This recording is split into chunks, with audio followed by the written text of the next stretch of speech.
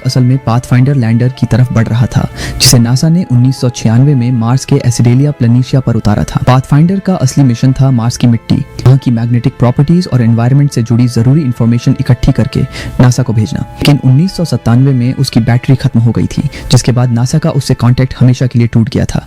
तब से वो मार्स की धूल में कहीं खो गया था और अब मार्क उसे अपनी आखिरी उम्मीद मानकर ढूंढने निकला था। विंसेंट का अंदाजा बिल्कुल सही निकला। मार्क ने रेत में दफन उस पाथफाइंडर को ढूंढ निकाला और उसे अपने सेंटर में ले आया।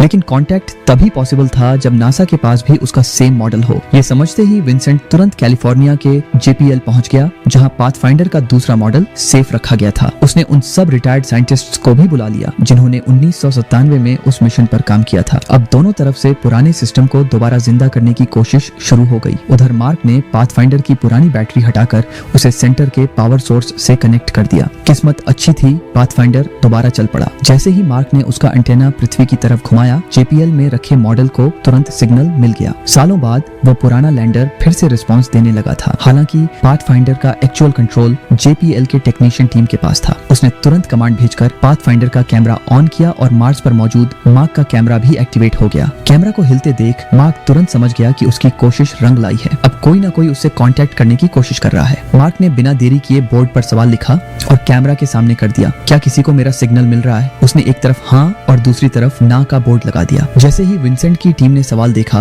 उन्होंने तुरंत कैमरा को हाँ की तरफ घुमा दिया। मार्स पर अपना कैमरा हाँ की तरफ मुड़ते देख मार्क की खुशी का ठिकाना नहीं रहा। उसे यकीन हो गया कि वो अब अकेला नहीं है। लेकिन अभी भी मार्क के लिए विंसेंट से बात करना आसान नहीं था, क्योंकि पृथ्वी और मार्स के बीच की दूरी की वजह से एक सवाल भेजने और उसका जवाब मिलने में लगभग 1 घंटा लग रहा था। और सबसे बड़ी बात, सिर्फ मार्क ही सवाल पूछ सकता था, वो भी सिर्फ हाँ या ना में। विंसेंट के पास डायरेक्टली बात करने का कोई तरीका नहीं था।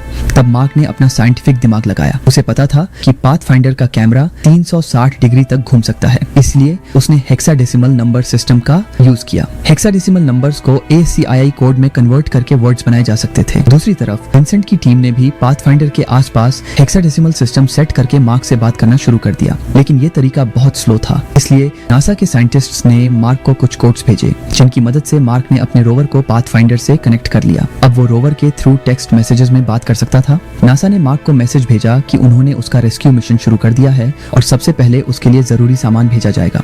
ये मैसेज पढ़कर मार्क बहुत खुश हो गया। अब उसे बचने की उम्मीद दिखने लगी। फिर मार्क ने नासा से पूछा, क्या मेरी टीम को पता है कि मैं जिंदा हूँ? नासा ने जवाब दिया, नहीं। ये पढ़कर मार्क को काफी गुस्सा आया। लेकिन अब जब कांटेक्ट हो चुका था, नासा ने क्रू को सच बताने का फैसला किया। ये सुनते ही मार्क की टीम शॉक में आ गई। उन्हें मार्क के जिंदा होने की खुशी तो हुई, लेकिन उसे अकेला छोड़ देने का दुख भी होने लगा। इस दौरान मार्क लगातार नासा को अपनी और अपने सेंटर की कंडीशन